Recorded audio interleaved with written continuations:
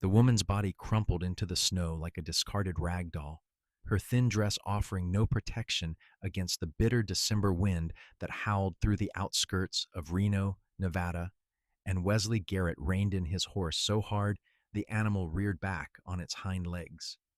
The year was 1881, and Wesley had seen his share of hardship in his 26 years, but something about the sight of that collapsed figure sent a jolt of alarm through his chest that had nothing to do with the cold. He dismounted in one fluid motion, his boots crunching through the fresh powder that had been falling since dawn, and dropped to his knees beside her. She was young, maybe 20 or so, with dark hair that had come loose from its pins and now spread across the white snow like spilled ink. Her lips had taken on a bluish tint, and when he pressed his fingers to her throat, her pulse fluttered weak and rapid beneath his touch. "Madam," he said urgently, giving her shoulder a gentle shake. "Madam, can you hear me?" No response. Her eyelids remained closed, dark lashes stark against pale skin that looked almost translucent in the gray winter light. Wesley glanced back toward town, calculating the distance. Too far to carry her on foot, but his horse could manage the extra weight. He shrugged out of his heavy sheepskin coat and wrapped it around her slight frame, then lifted her into his arms. She weighed almost nothing, all sharp angles and hollow spaces where softness should have been. The realization made his jaw tighten with anger at whatever circumstances had brought her to this state. Getting her onto the horse while unconscious proved tricky, but Wesley had handled more difficult situations during his years working cattle drives and breaking wild horses. He settled into the saddle first, then carefully positioned her across his lap, keeping one arm locked around her waist to hold her secure. Her head lolled against his shoulder, and he could feel the shallow rise and fall of her breathing through the layers of fabric between them. The ride back into Reno took 15 minutes that felt like an eternity. Wesley kept his horse to a careful walk despite his urgency, not wanting to jostle her too much or risk a fall. The main street was quiet this early on a Sunday morning, with most respectable folks still in their beds or preparing for church services. Wesley's cabin sat on the eastern edge of town, a modest structure he had built himself 3 years ago when he decided to settle down and start his horse breeding operation. He managed to dismount while still holding her, though it required some awkward maneuvering that would have been comical under different circumstances. His horse, a patient gelding named Buck, stood steady throughout the process. Wesley kicked the cabin door open and carried his unexpected burden inside, grateful that he had stoked the fire before leaving that morning to check on his horses in the nearby paddock. The interior of the cabin was simple but well maintained, with a large stone fireplace dominating one wall, a small kitchen area in the corner, and a bedroom partitioned off by a heavy curtain. Wesley laid the woman on his bed, pulling several quilts over her, before returning to the main room to build up the fire. Once flames were crackling cheerfully in the hearth, he filled a pot with water from his pump and set it on the hook to heat. Soup, he thought. She needed something warm and nourishing, something gentle enough for a stomach that had clearly been empty too long. He had beef bones left over from last week's roast, and he set about making a simple broth with carrots, onions, and potatoes. While it simmered, he checked on his patient. She remained unconscious, but some color had returned to her cheeks now that she was warm. Wesley noticed details he had missed in his initial assessment. Her dress, though worn and dirty from her collapse in the snow, had once been fine quality. The stitching was precise, the fabric a deep blue wool that must have cost a pretty penny. Her hands showed no signs of hard labor, the nails clean and neatly shaped despite everything. This was no soiled dove or down-on-her-luck frontier woman. This was someone who had known better circumstances. What had happened to bring her to Reno alone and starving? Wesley dampened a cloth and gently cleaned the dirt from her face and hands, feeling oddly protective of this stranger. She had delicate features with high cheekbones and a stubborn chin that suggested strength of character. Even unconscious and half frozen, there was something striking about her. He had just returned to the main room when he heard a soft moan from the bedroom. Wesley was there in 3 long strides, arriving just as her eyelids fluttered open. She stared up at him with eyes the color of storm clouds, confusion and fear warring in their depths. Easy, Wesley said, keeping his voice low and calm the way he did with spooked horses. You are safe.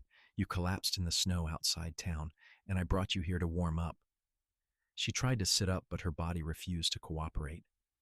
A look of frustration crossed her face, quickly replaced by alarm as she seemed to register where she was and who she was with. Where am I? Her voice came out as barely more than a whisper, rough from cold and disuse. My cabin just outside Reno. My name is Wesley Garrett.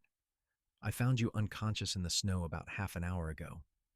He stayed where he was, giving her space despite the urge to move closer and check her pulse again. When did you last eat, madam? The question seemed to embarrass her. She looked away, color flooding her pale cheeks. I am not certain. 2 days, perhaps 3. 3 days. No wonder she had collapsed. Wesley felt that surge of anger again, this time mixed with something else he could not quite name. Well, I have soup on the stove. Think you can manage some? She nodded, attempting to sit up again. This time Wesley did step forward, sliding an arm behind her shoulders to help her upright. She tensed at the contact but did not pull away, perhaps recognizing her own weakness. He propped pillows behind her back and fetched a bowl of the steaming broth, settling himself on the edge of the bed with it balanced on his knee. I can feed myself, she said, reaching for the bowl with trembling hands. I am sure you can, Wesley agreed, but right now you look about ready to dump it all over my quilts, so how about we compromise? You direct I will hold the spoon. Despite everything, a ghost of a smile touched her lips. You are very forward, Mr. Garrett. Reckon I am. Goes with the territory of pulling frozen women out of snowbanks. He brought the spoon to her lips, and she sipped the broth carefully. Wesley watched her face, looking for any signs of distress. Sometimes when folks went too long without food, even something as mild as broth could upset their stomachs. But she seemed to tolerate it well, taking small sips between shaky breaths. Slowly, he cautioned when she reached for the spoon herself. Your stomach needs time to remember what food is. I know that, she said, but there was no heat in the words. I apologize. I am not usually so helpless. You are not helpless. You are hungry. There is a difference. They fell silent while she ate, the only sounds the crackling fire and the soft clink of spoon against bowl. Wesley found himself studying her face again, memorizing the curve of her jaw and the way her hair fell over one shoulder in a dark wave. She was beautiful, but it was more than that. There was something about her that called to him, some quality he could not name but felt nonetheless. Thank you, she said, when the bowl was empty. You are very kind. Just doing what anyone would do. You would be surprised how few people see a woman in trouble and actually help. The bitterness in her tone suggested she spoke from experience. Wesley set the bowl aside. Are you ready to tell me your name, or should I keep calling you madam? She hesitated, and he saw her weighing something in her mind. Finally, she said, Catherine Holloway. And before you ask, yes, those Holloways. The name hit Wesley like a physical blow. Everyone in Nevada knew the Holloways. Catherine's father was Thomas Holloway, one of the richest mine owners in Virginia City, with interests in railroads and cattle as well. The family was practically royalty in these parts. Virginia City is 60 miles from here, Wesley said slowly. That is a long way to travel alone in winter. I did not intend to travel alone. Catherine pulled the quilts tighter around herself. I hired a driver in Virginia City to take me to Sacramento.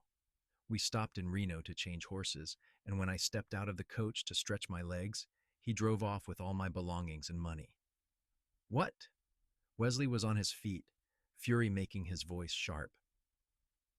Who was this driver? Did you get his name? He called himself John Smith, which I now realize should have been my first warning. She laughed, but there was no humor in it. I tried to report it to the sheriff, but he seemed to think I was lying.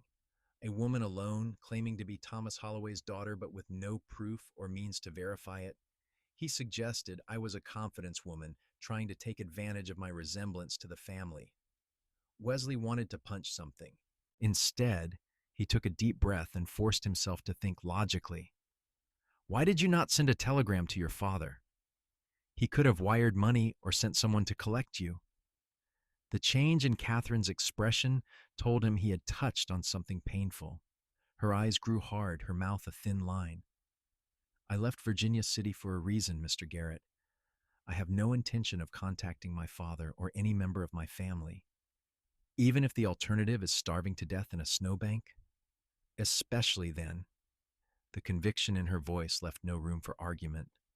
Wesley ran a hand through his hair, trying to make sense of the situation. Thomas Holloway's daughter, alone and penniless in Reno, would rather die than go home. What could drive someone to such desperate lengths? All right, he said finally. You do not have to tell me anything you do not want to, but you are welcome to stay here until you are stronger, and we can figure out what comes next. Catherine looked at him with something like wonder. You would do that? Let a stranger stay in your home based on nothing but my word? Well, I am not sure we are strangers anymore, seeing as I have carried you through town and hand-fed you soup. Seems like that creates some kind of bond. This time her smile reached her eyes. You have a unique perspective, Mr. Garrett. Wesley, if we are sharing living quarters, might as well be on a first-name basis. Wesley, she repeated, and he liked the way his name sounded in her voice. Then you must call me Catherine. Catherine. He found himself returning her smile. Now that we have got the introduction sorted, how about you rest while I finish tending my horses? You need sleep more than anything else right now. She opened her mouth as if to protest, then nodded, already sinking deeper into the pillows. Wesley pulled the curtain closed to give her privacy and returned to the main room, his mind racing with questions he had no answers to. The next few days fell into an unexpected rhythm. Catherine's strength returned gradually, and Wesley found himself looking forward to their conversations over simple meals. She was sharp-witted and well-educated, able to discuss everything from literature to politics to the complex economics of mining operations. She knew Latin and French, could quote Shakespeare and Virgil, and had opinions on subjects most women were not supposed to think about. Wesley, in turn, told her about his life.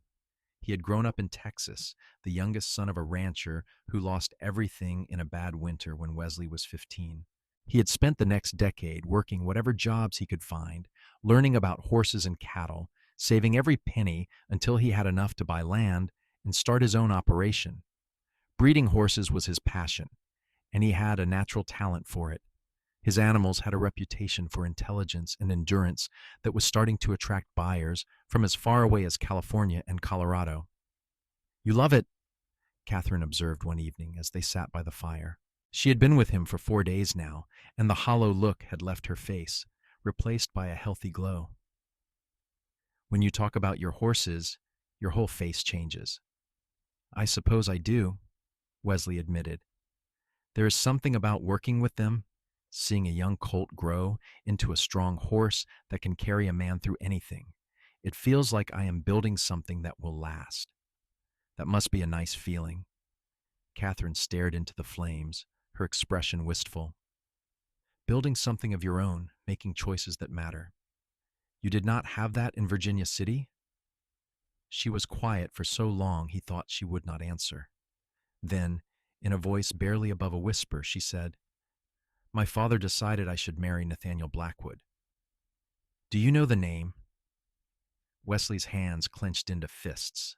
Everyone knew Nathaniel Blackwood.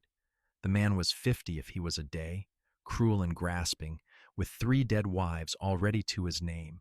Rumor had it the last one had thrown herself down a mine shaft rather than spend another day as his wife.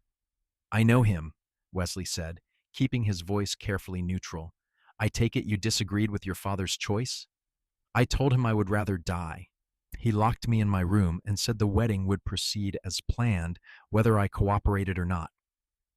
Catherine's hands twisted in her lap. So I climbed out the window, took what money I had hidden, and hired the first driver I could find who would take me to Sacramento. I have a cousin there, my mother's sister's daughter. I thought if I could reach her, she might help me start over somewhere far from Virginia City and my father's influence. And instead, you ended up here. Instead, I ended up here, she agreed, which is not at all where I intended to be, but I find I am not sorry for it. Their eyes met across the firelight, and Wesley felt something shift in his chest. Over the past 4 days, his initial protective instinct had transformed into something deeper, more complicated. He found himself watching Catherine when she was not looking, noticing the graceful way she moved, the intelligence that shone in her eyes, the strength it must have taken to leave everything she knew rather than submit to a life she did not want. He was falling in love with her, and the realization both thrilled and terrified him. Catherine, he began, then stopped, unsure what he wanted to say. Yes? She leaned forward, her face open and expectant. Before Wesley could respond, the sound of horses outside made them both freeze. He was on his feet in an instant, moving to the window. 3 men on horseback were approaching the cabin, and even in the dark, he recognized the lead rider. Hell, he muttered. What is it? Catherine was beside him, peering out. Who are they? Sheriff Dawson and his deputies. Must be making rounds. Wesley turned to her, thinking fast. He is the one who did not believe you, right? Catherine nodded, her face going pale. Then we need to decide right now how we are playing this. I can tell him the truth, that you are Thomas Holloway's daughter staying here of your own free will. But if he contacts your father... No, Catherine said firmly. Please, Wesley. I cannot go back there. I will not. Then you are my cousin from Texas. Come to visit and help with the horses. Can you manage that? I think so.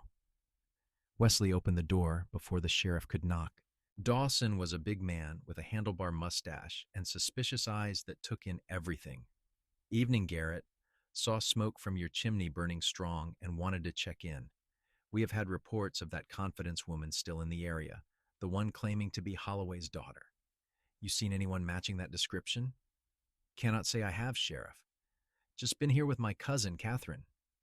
Wesley gestured inside, where Catherine had wrapped a shawl around her shoulders and was doing her best to look innocently domestic. She came in from Texas last week to help with the horses. Dawson's eyes narrowed. That right? Funny, I did not hear about you having family coming to visit.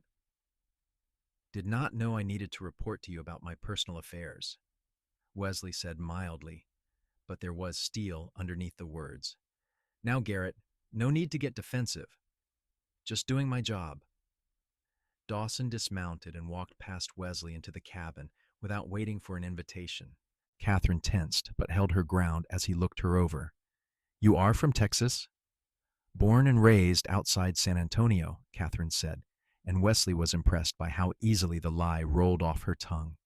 My mama was Wesley's daddy's sister. Mighty well spoken for a ranch girl. My mama believed in education, even for daughters. She had me reading before I was 4. Dawson grunted, not quite satisfied, but unable to find an obvious hole in the story. Well, you keep your eyes open, both of you. This confidence woman is dangerous, probably working with the driver who has been robbing folks coming through Reno. We catch her. She is going to jail for a long time. We will be sure to watch out, Wesley said, moving to the door in a clear dismissal. Thanks for stopping by, Sheriff. After Dawson and his men rode off, Wesley and Catherine remained frozen until the sound of hoofbeats faded into the distance. Then Catherine let out a shaky breath and sank into a chair. That was close, she whispered. Too close. Wesley locked the door and returned to her side. Catherine, we need to talk about what happens next. You cannot hide here forever. Eventually, someone is going to figure out who you really are, and when they do... I know. She looked up at him, and he saw fear in her eyes, but also determination. I have been thinking about it. If I could get to Sacramento, to my cousin. That is 3 days' travel through the mountains in winter. The passes might already be closed with snow. Then what do you suggest? She stood, pacing across the small room. I cannot stay here indefinitely. It is not fair to you, and it is only a matter of time before my father finds me or the sheriff realizes who I am. But I will not go back to Virginia City. I will not marry Nathaniel Blackwood. I would rather take my chances in the mountains. Wesley watched her pace, his mind working through possibilities. An idea was forming, crazy and impulsive and completely unlike his usual careful nature. But when he looked at Catherine, at the stubborn set of her jaw and the fire in her eyes, he knew it was the right thing to do. Marry me instead, he said. Catherine stopped mid-stride, turning to stare at him. What? Marry me. Wesley closed the distance between them, taking her hands in his. I know it is sudden, and I know we have only known each other a few days, but think about it, Catherine. If you are married to me, your father cannot force you to marry Blackwood. You would have legal protection, a home here in Reno. We could build something together. Wesley, you do not want to marry me. You just feel sorry for me. That is not true. He squeezed her hands gently. I will admit I felt sorry for you when I found you in the snow. But these past few days, getting to know you, listening to you talk about books and horses and everything under the sun, I have come to care for you, Catherine. Maybe it is too fast. Maybe I am crazy. But I cannot imagine this cabin without you in it anymore. I cannot imagine going back to eating alone and talking to my horses because there is no one else to talk to. I want you to stay. Not because I pity you, but because I am falling in love with you. Catherine's eyes filled with tears. You barely know me. I know enough. I know you are brave and smart and stubborn as hell. I know you would rather starve than give up your freedom. I know you make terrible coffee, but tell the funniest stories I have ever heard. I know that when you smile, it feels like the sun coming out from behind clouds. He reached up to cup her face in his hand. I know I want to wake up every morning and see you across the breakfast table. If that is not enough to build a marriage on, I do not know what is. This is insane, Catherine whispered, but she was leaning into his touch, her eyes searching his face. We are practically strangers. Then let us get to know each other better, as husband and wife. My father will be furious. He might try to have the marriage annulled. Let him try. You will be of age, marrying of your own free will. The law will be on our side. Catherine closed her eyes, tears spilling down her cheeks. You are offering me everything I thought I could never have. Freedom, choice, a chance at happiness. I am offering you partnership, Wesley corrected. This would be a real marriage, Catherine, with all that entails. I am not looking for a housekeeper or someone to warm my bed out of gratitude. I want a wife, a partner, someone to build a life with. She opened her eyes and looked at him, really looked at him as if seeing him for the first time. Whatever she found in his face must have satisfied her because she nodded slowly. All right, yes, I will marry you, Wesley Garrett. Joy surged through Wesley's chest, so intense it was almost painful. He pulled Catherine into his arms, holding her close, feeling the rapid beat of her heart against his chest. You will not regret this, he promised. I will spend every day making sure you do not regret this. I believe you, she whispered against his shoulder. They were married 3 days later by the circuit preacher who came through Reno every other week. Wesley bought Catherine a simple gold band from the general store, and she wore a dress borrowed from the preacher's wife. There were no guests beyond the preacher and 2 witnesses pulled from the street, but as Wesley slipped the ring onto Catherine's finger and promised to love and cherish her all his days, he felt a sense of rightness settle over him like a warm blanket. Catherine's voice trembled when she made her own vows, but her eyes never left his face, and when the preacher pronounced them man and wife, her kiss was sweet and sure. They registered the marriage with the county clerk that same day, making it official and legal. Wesley wanted everything documented, every paper filed, so that if Thomas Holloway tried to interfere, there would be no question about the validity of their union. "It is done," Catherine said as they walked back to the cabin, her hand tucked into the crook of Wesley's elbow. "I am Catherine Garrett now. How does it feel?" "Terrifying." "Wonderful. Like I am standing on the edge of something vast and unknown."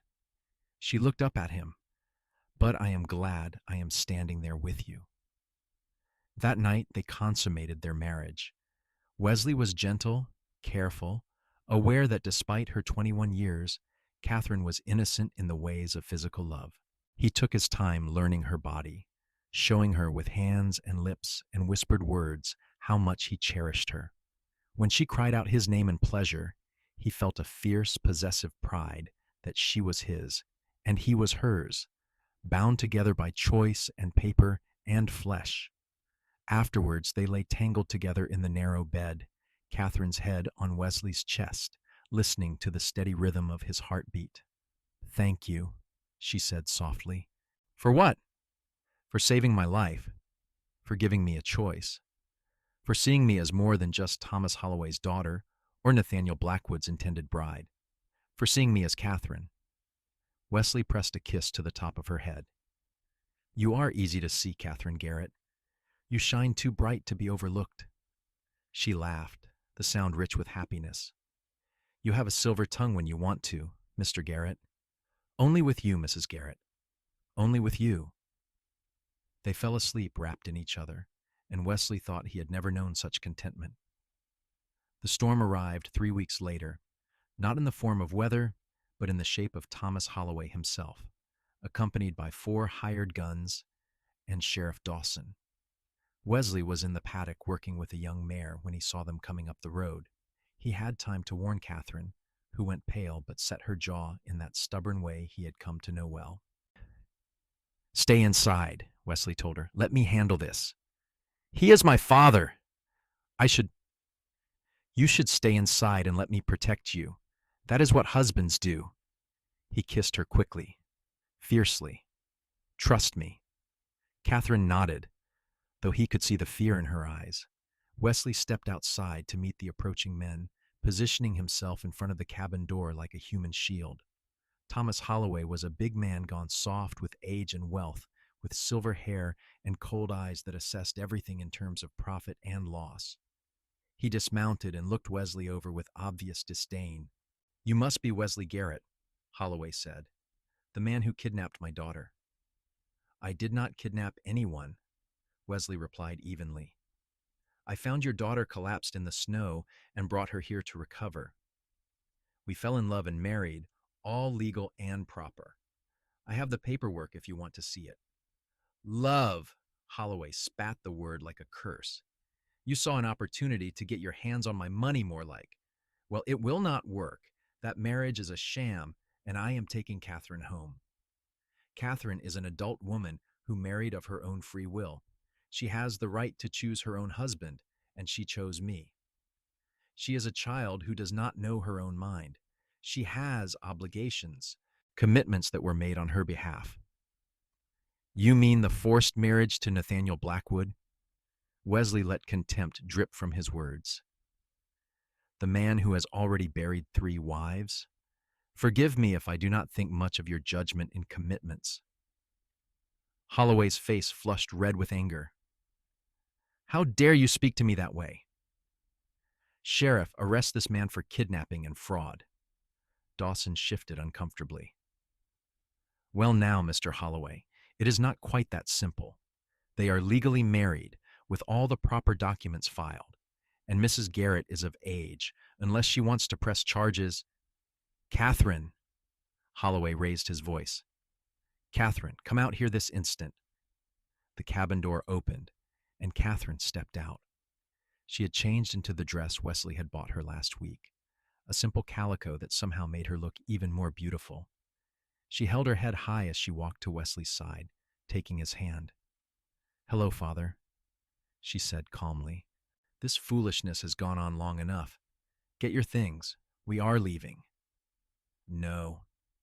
The single word hung in the air like a challenge. Holloway blinked, clearly not used to being contradicted. What did you say? I said no. I am not going with you, father. I'm staying here with my husband. Your husband? Holloway's laugh was ugly. This dirt-poor cowboy who saw a chance to get his hands on the Holloway fortune? He does not love you, Catherine. He loves what you represent. You are wrong. Catherine's voice was steady, strong. Wesley did not know who I was when he found me. He saved my life expecting nothing in return. He offered me his protection, his home, his name. And I love him, Father. I love him more than I thought it was possible to love anyone. Wesley felt his heart swell at her words. He squeezed her hand, trying to convey without words how much her faith in him meant. This is ridiculous, Holloway sputtered. Dawson, surely there is something you can do. The sheriff shook his head. Not unless Mrs. Garrett wants to leave, and it is pretty clear she does not. You cannot force a married woman to abandon her husband, Mr. Holloway. That is the law.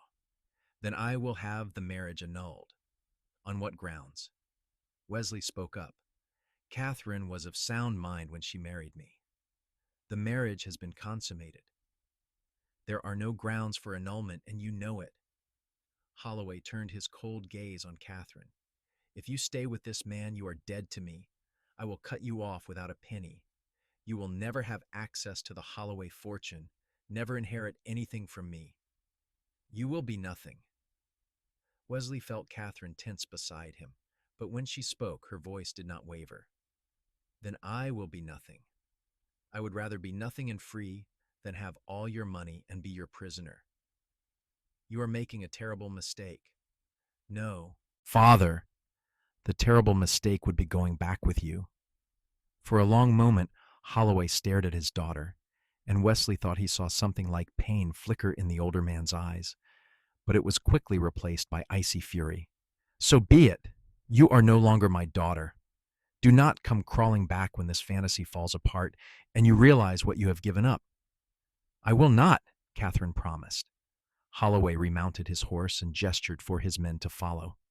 As they rode away, Catherine sagged against Wesley, finally allowing herself to show the strain the confrontation had caused. Are you all right? Wesley asked, wrapping his arms around her.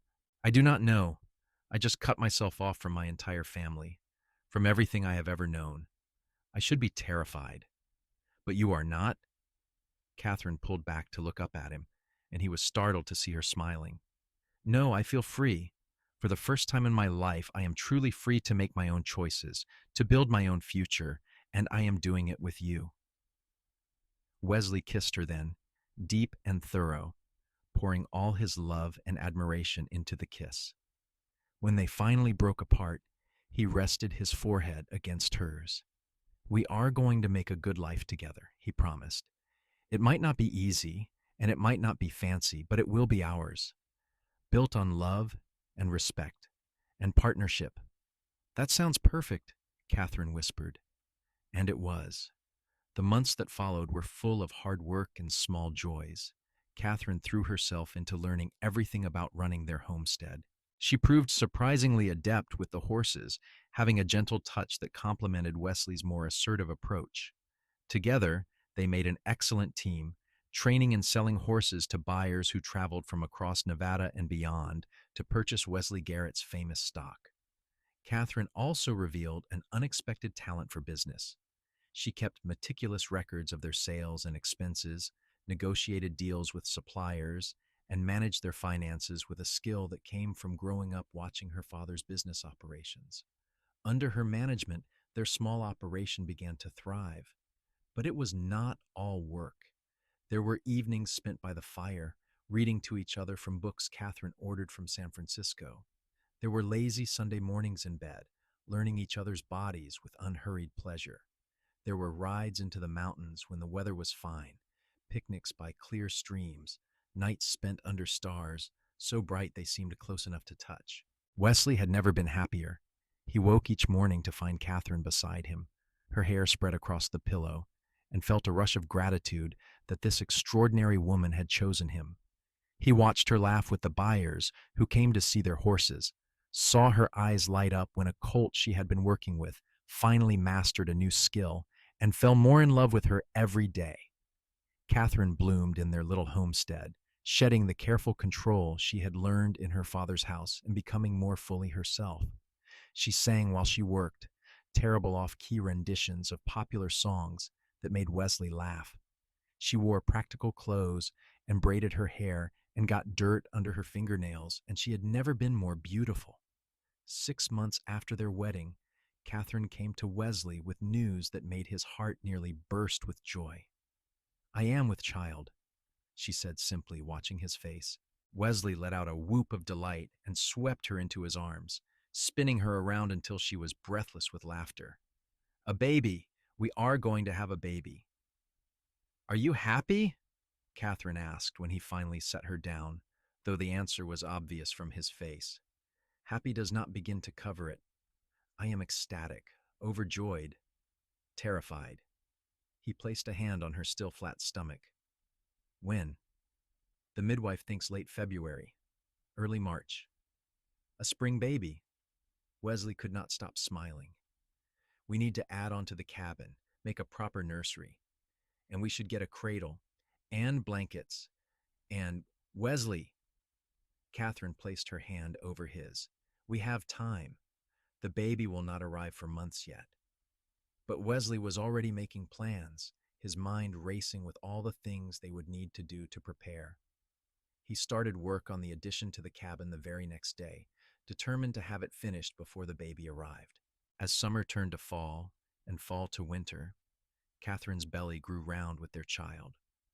Wesley had never seen anything more miraculous than the sight of his baby moving beneath her skin, little hands or feet pressing outward.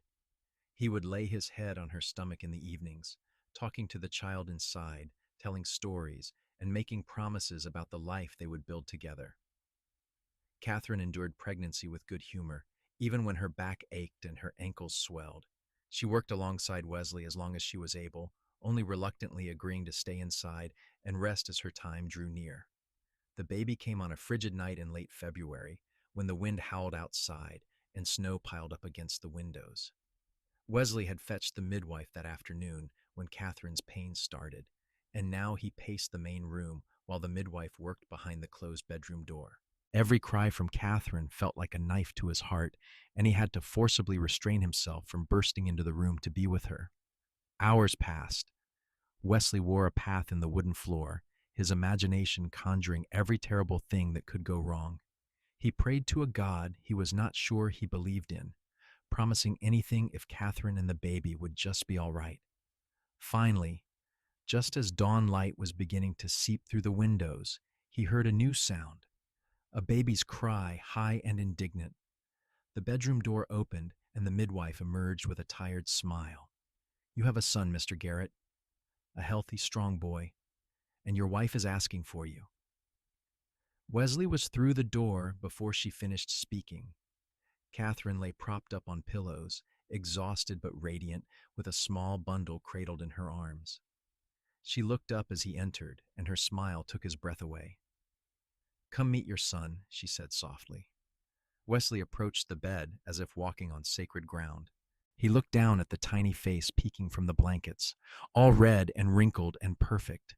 The baby's eyes were closed, but his little mouth worked as if searching for something. "He is beautiful," Wesley whispered, afraid to speak louder and disturb this magical moment. "You are beautiful, Catherine. You are amazing. Here." She shifted the baby toward him. "Hold your son." Wesley took the bundle with trembling hands, terrified he would drop this precious cargo. But once the baby was settled in his arms, something instinctive kicked in. He cradled the child against his chest, marveling at how small he was, how perfect. "What should we name him?" Catherine asked. They had discussed names over the past months, but had not settled on anything definite. Now, looking down at his son, Wesley knew exactly what felt right. "William," he said. "William Thomas Garrett, after both our fathers. Whatever else they were, they made us, and we made him. Seems fitting." Catherine's eyes grew misty. William Thomas Garrett. I love it. Little William opened his eyes then, revealing dark blue irises that would probably change as he grew. He looked up at Wesley with an expression of such serious contemplation that Wesley had to laugh. "Hello, William," he said. "Welcome to the world, son. You are going to have a good life here. Your mama and I will make sure of it." And they did. William grew from a tiny baby into a chubby infant, then a toddler who got into everything and kept them both running from dawn to dusk. He had his mother's dark hair and his father's green eyes, and a stubborn streak that came from both sides of the family. Wesley taught him to ride almost before he could walk, settling the boy on the gentlest mare in their stable and leading them around the paddock while Catherine watched with her heart in her throat. 2 years after William's birth, Catherine gave them a daughter. They named her Margaret Rose, and she was as different from her brother as night from day. Where William was bold and physical, Margaret was quiet and contemplative, happiest when curled up with a book or helping her mother in the garden Catherine had planted behind the cabin. Their life was not easy. There were hard winters and dry summers, buyers who backed out of deals, and horses that got sick. There were sleepless nights with feverish children and tight months when they had to stretch every penny. But through it all, Wesley and Catherine faced everything as partners, their love growing deeper and stronger with each challenge overcome. On their 5th wedding anniversary, Wesley surprised Catherine with a trip to Virginia City. She had not been back since the day she climbed out her window and fled, and she was nervous about returning.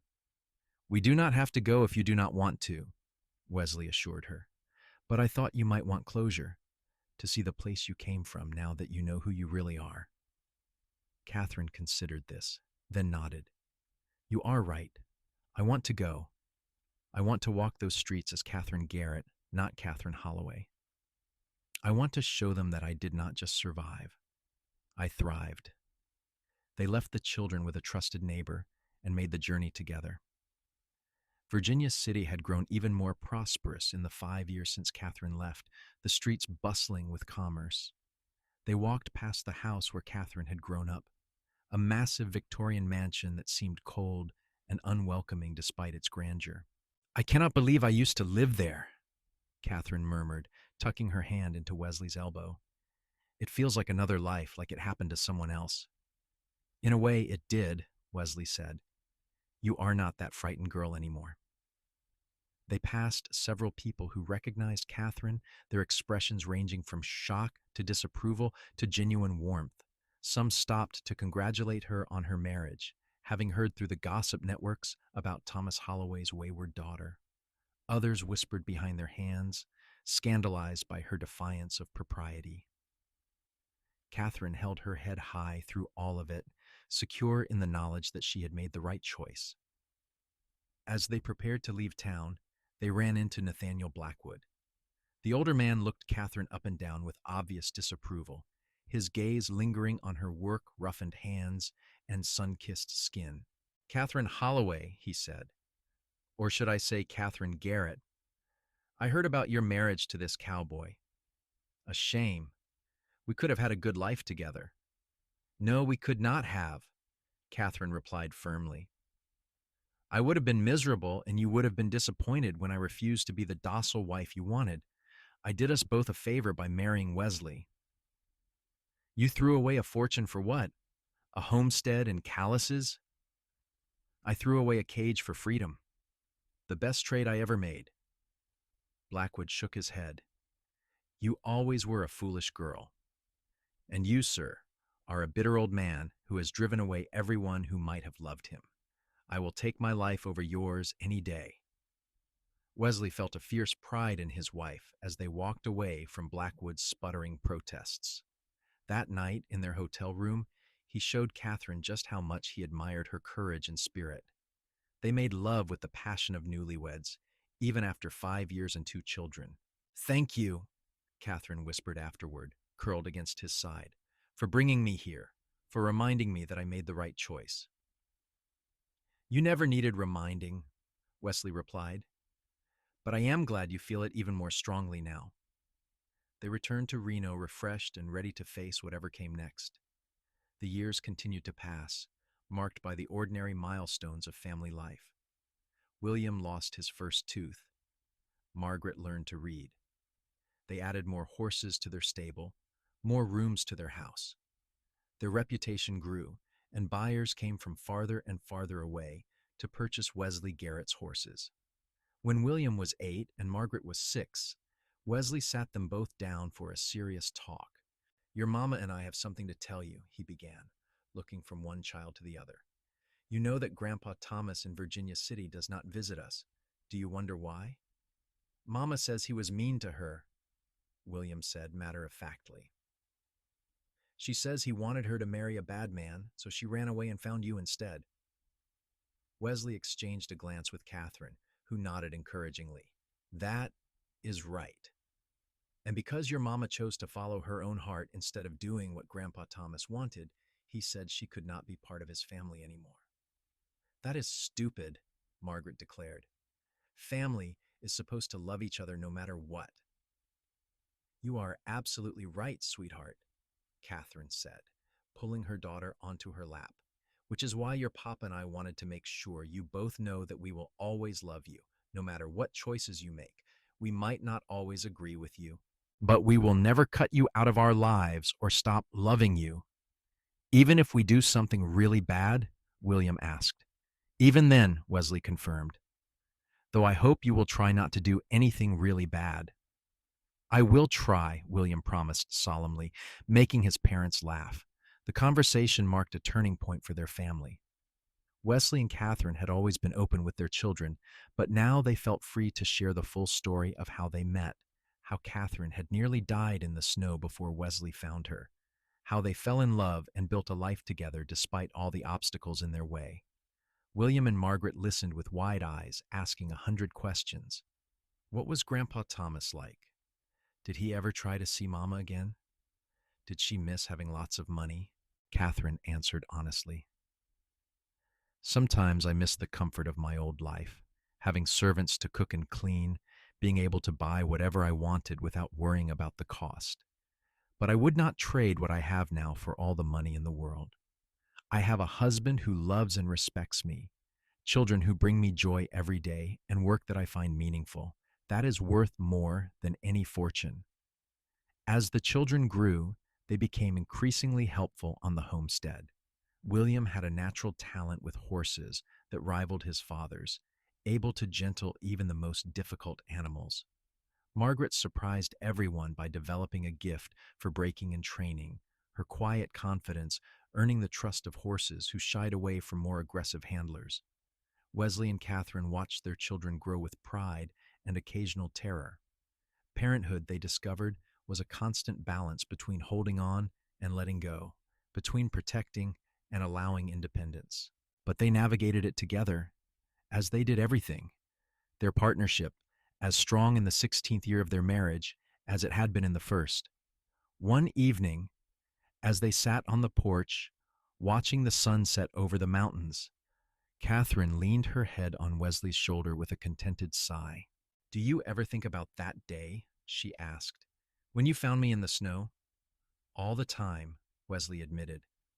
"I think about how easily I could have missed you, could have taken a different route home, how you might have died out there if I had been 5 minutes later. But you were not. You found me and you saved me." Catherine threaded her fingers through his. "Sometimes I wonder if it was fate, if we were always meant to find each other." "I do not know if I believe in fate," Wesley said slowly. "But I believe we were lucky, incredibly, impossibly lucky. We were all so brave. I was brave enough to run away, to choose the unknown over a certain misery. You were brave enough to take in a stranger, to offer marriage to a woman you barely knew, to stand up to my father and all his money and power." "I suppose we were." Wesley pressed a kiss to her temple. "And we get to reap the rewards of that bravery every day." They sat in comfortable silence as the stars began to emerge in the darkening sky. From inside the house came the sound of William and Margaret arguing about something, a normal evening cacophony that made them both smile. "I love you." Catherine said quietly. I do not think I tell you that enough. I love you, Wesley Garrett, with everything I am. I love you too, Wesley replied. More now than I did the day we married, and I loved you an awful lot then. How is that possible? How does love keep growing? I think it is because we keep choosing it. Every day we wake up and choose to love each other, to be partners, to build this life together. That daily choice, renewed over and over, that is what makes love grow. Catherine turned to face him, her eyes shining in the twilight. Then I choose you, Wesley, today and every day for the rest of our lives. And I choose you, Catherine. Always. They kissed, slow and sweet with the ease of long familiarity, but still touched by the spark that had drawn them together all those years ago. 20 years after that fateful winter day when Wesley found Catherine in the snow, they gathered with their grown children to celebrate their anniversary. William was a man now, 22 years old, and recently married to a sweet girl from town. Margaret, at 20, was courting a young rancher from the next valley over, though she swore she would never give up working with horses even after she married. The family gathered around the dinner table in the house that had grown from a simple cabin into a comfortable home, full of love and laughter and memories. Wesley looked around at the faces of the people he loved most in the world and felt a deep satisfaction settle over him. This was what mattered, not money or social status or family connections. Just this: love freely given and received, children raised with kindness and respect, a partnership built on equality and mutual admiration. To Mama and Papa, William said, raising his glass, for showing us what real love looks like. To Mama and Papa, Margaret echoed. They all drank, and Catherine reached for Wesley's hand under the table, squeezing tight. He squeezed back, a silent communication that needed no words. After dinner, when the children had gone and they were alone again, Wesley led Catherine out to the paddock where he had first brought her all those years ago. The barn was bigger now, the fences more extensive, but the mountains in the distance were the same, eternal and unchanging. Do you remember what I said to you the day we married? Wesley asked. I promised I would spend every day making sure you did not regret choosing me. I remember, Catherine said. And you have kept that promise. I have never once regretted marrying you, Wesley. Not for a single moment. Not even when William was a baby and would not stop crying for 3 days straight. Not even then. Not even when we had that terrible winter and lost half our horses to illness. Not even then. Not even when... Catherine silenced him with a kiss. Not even then, whatever you were about to say. Every challenge we have faced, we faced together. Every joy we have celebrated, we celebrated together. You have given me exactly what you promised. Partnership, freedom, love. How could I ever regret that? Wesley pulled her close, resting his chin on top of her head. I found a half-frozen woman in the snow and somehow ended up with the best life I could have imagined. I collapsed outside a strange town and woke up to find my future husband feeding me soup. We are both impossibly lucky. Impossibly lucky, Wesley agreed. They stood together as night fell around them, two people who had found each other in the most unlikely circumstances and built something beautiful from it. Their story would be told in Reno for generations to come, the tale of the cowboy who saved the rich man's daughter and won her heart, of the woman who chose love over fortune and never looked back. But for Wesley and Catherine, it was not a story. It was simply their life, messy and difficult and glorious and real. A life built on a foundation of mutual respect, passionate love, and the courage to choose their own path no matter the cost. As they walked back to the house hand in hand, Catherine looked up at the stars and sent a silent thank you to whatever force had brought her to Reno that long ago winter day. Thank you for the driver who abandoned her, for the hunger that made her collapse, for the snow that nearly killed her. Because all of it had led her to Wesley, and Wesley had led her to this life. What are you thinking about? Wesley asked noticing her faraway expression, how everything that seemed like a disaster at the time was actually leading me exactly where I needed to be, how the worst day of my life became the first day of my real life. That is very philosophical for a Thursday evening. Catherine laughed. I am allowed to be philosophical. I am getting old. You are 43. That is not old. Old enough to have gray hairs. I like your gray hairs. They are distinguished. You are biased because you love me. Guilty as charged, Wesley admitted cheerfully. They entered the house together, banking the fire and extinguishing the lamps, preparing for bed with the easy routine of long married couples. In their bedroom, they undressed slowly, comfortable with each other's bodies, even as age began to mark them both. Wesley had lines around his eyes now, and his hair was more silver than brown. Catherine's figure had softened after 2 children, and her hands bore the calluses of hard work. But when they came together in their bed, the passion between them was as strong as ever. I love you, Wesley whispered in the darkness, holding Catherine close. I love you too, she whispered back. Thank you for finding me in the snow all those years ago. Thank you for collapsing in a place where I would find you. They fell asleep, wrapped around each other, secure in the knowledge that whatever tomorrow brought, they would face it together, as they had faced every day for the past 20 years, as they would continue to face every day for the rest of their lives. Years continued to pass, bringing new joys and new sorrows. William gave them 3 grandchildren, 2 boys and a girl. Margaret married her rancher and added 4 more grandchildren to the family, all of whom loved spending time at Grandma and Grandpa's house, learning about horses and hearing stories of the old days. Wesley and Catherine grew older, slowing down but never stopping.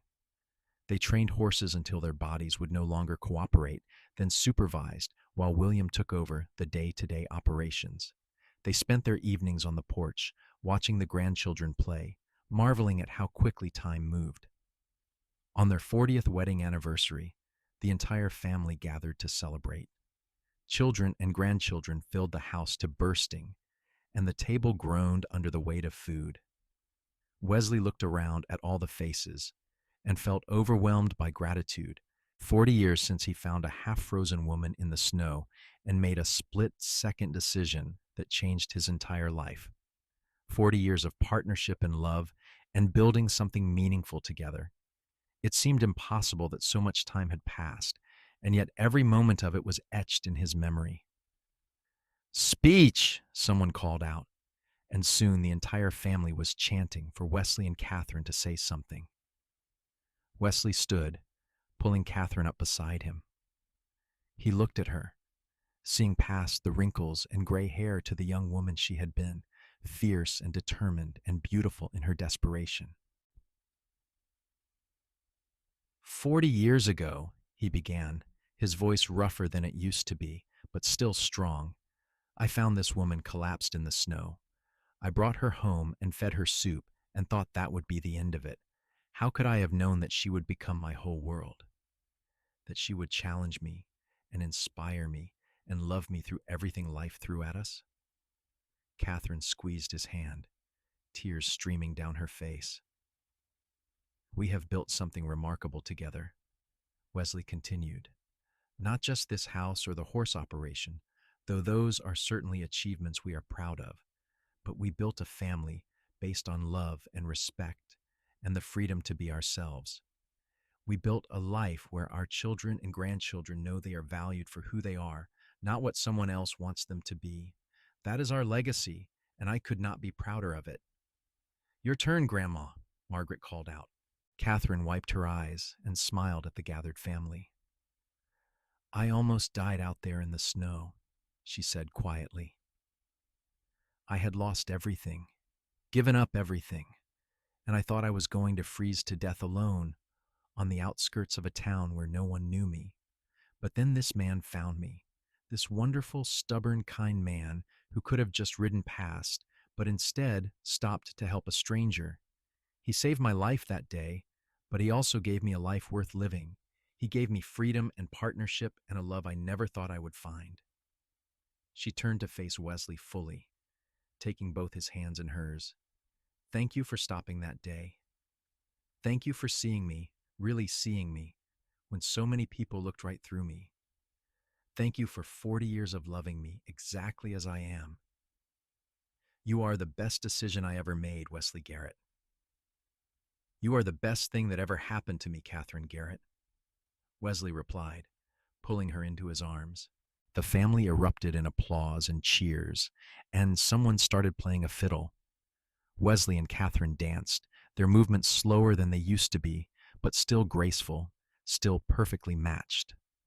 They swayed together in the center of the room, surrounded by the life they had built, and Wesley knew with absolute certainty that if he could go back to that winter day 40 years ago, he would make the same choice again. He would stop for the woman in the snow. He would bring her home and feed her soup. He would fall in love with her and marry her and build this beautiful, complicated, wonderful life with her. He would choose her. Every time.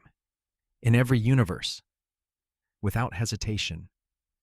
As the party continued around them, Wesley whispered in Catherine's ear, "Best soup I ever made." Catherine laughed, the sound rich and warm despite her age. "Best fainting spell I ever had." "Here is to many more years of soup and fainting spells." "Here is to many more years of us," Catherine corrected. "Us," Wesley agreed.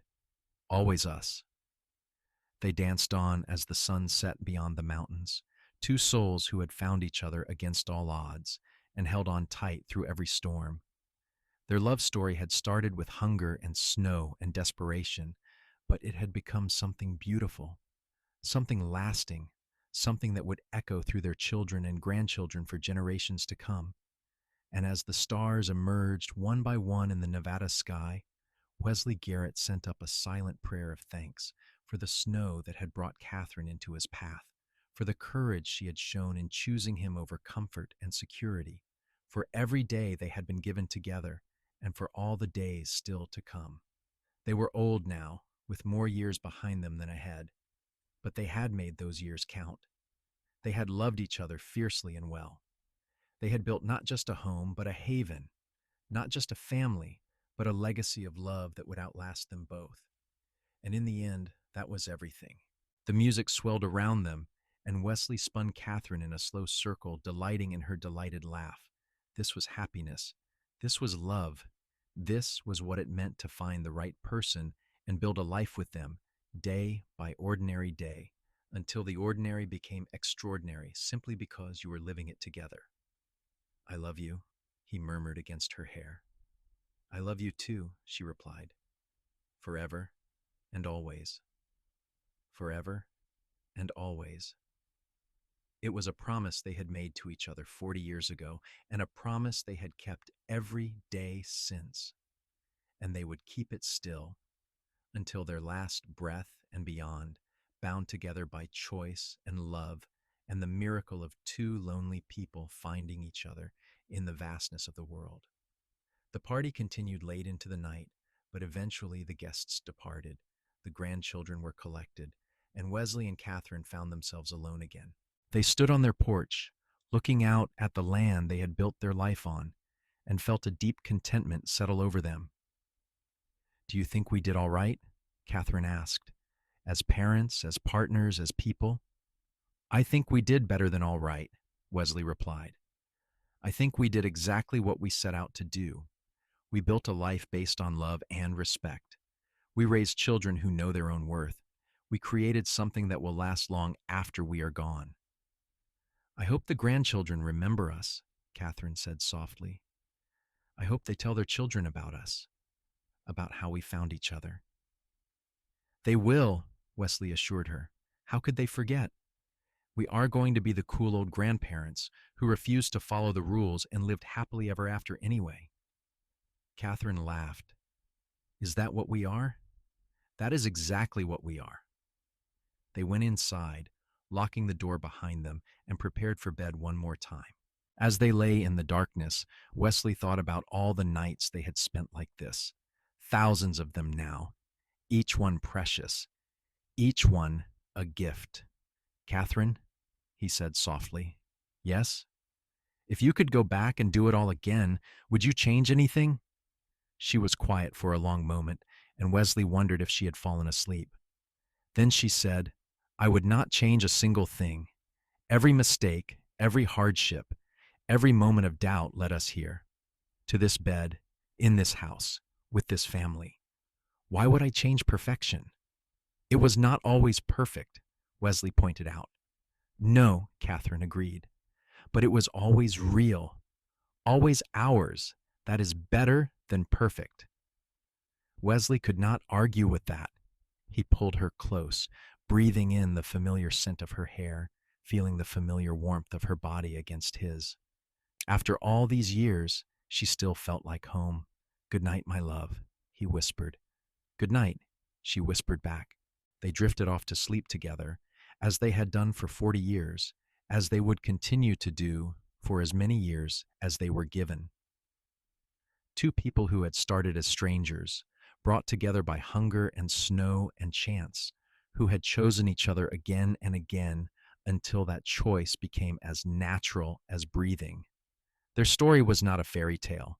There was no magic, no destiny, no grand romantic gestures, just two people who saw each other clearly, who respected each other deeply, who loved each other fiercely, just two people who decided to build a life together and then did the hard, beautiful work of actually building it. Just a cowboy who found a woman in the snow and decided to help. Just a woman who was offered kindness and chose to stay. Just love in all its messy, complicated, glorious reality. And in the end, that was enough. More than enough. It was everything.